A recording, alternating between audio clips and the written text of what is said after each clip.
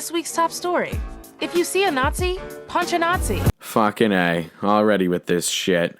I can only assume that she's talking about Trump supporters. But I wonder why she hates Trump.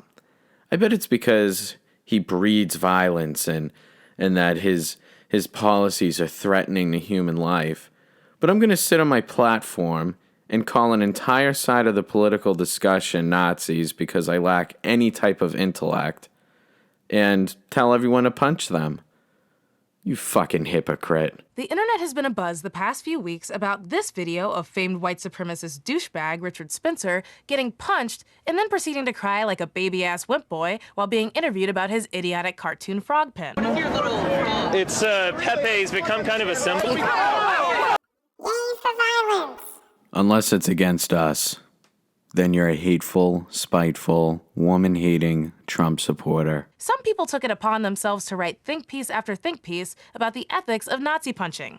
Look, I know that an intellectual's hierarchy of needs peaks at moral superiority, but give it a rest. Punching a Nazi is the ethical choice, because people only become Nazis when they didn't get that urge punched out of them in childhood.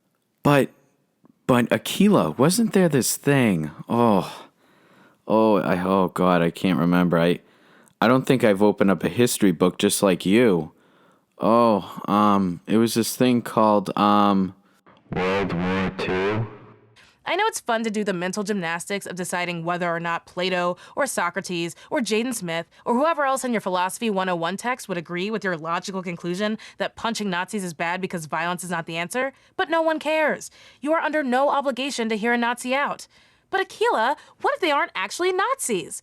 Anyone who thinks Hitler had mostly good ideas and argues that there was any silver lining to the tragic, unimaginable horrors done unto Jews during the Holocaust can catch these hands.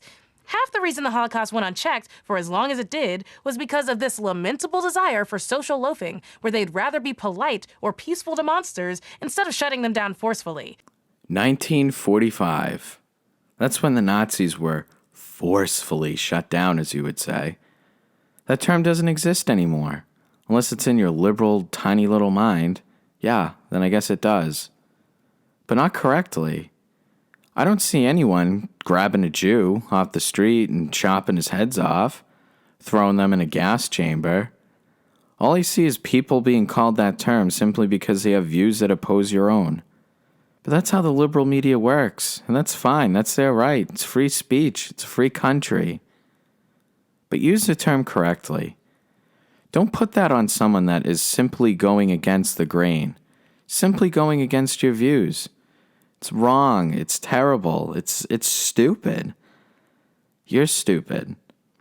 I mean, keep doing it. Keep punching these people, and you're just going to buy Trump, the person that you're so afraid of, the person that haunts your dreams, another 4 years. So keep on trucking, honey. It's not like every person in Germany in the early 1940s was a Nazi. It's just that the good people decided it wasn't worth the trouble to fight back against the fascist, racist, anti-Semitism as it gained traction in their country. Well, guess what? It's not 1940 anymore. We won't. You're goddamn right about that. It ain't 1940 anymore. So quit using the fucking term.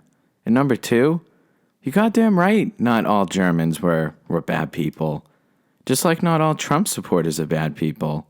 Like you guys have been labeling them in the media as racist, misogynistic, xenophobic, whatever other term you want to call them. But they're not. But in your little mind, they are. Well, that's about all I could handle for that video. If you enjoyed it, give it a thumbs up, and if you're new, subscribe. And don't forget to follow me on Twitter at TBCompilations. Thanks. Raise me to your lips, two undernourished egos, four rotating hips, hold it to me tightly, I'm a sliding scale, kinda ensure that you can